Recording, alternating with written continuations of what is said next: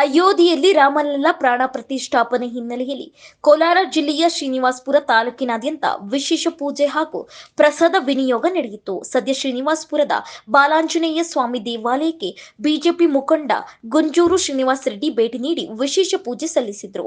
ಇದಲ್ಲದೆ ಸಂಪೂರ್ಣ ಕೇಸರಿಮಯವಾಗಿ ಕಾಣುತ್ತಿರುವ ಶ್ರೀನಿವಾಸಪುರದ ಮುಳಬಾಗಿಲು ವೃತ್ತದ ಆಟೋ ನಿಲ್ದಾಣ, ಬೆಸ್ಕಾಂ ಕಚೇರಿ ಆವರಣ ಸೇರಿ ವಿವಿಧ ಕಡೆ ವಿಶೇಷ ಪೂಜೆ ನೆರವೇರಿತು.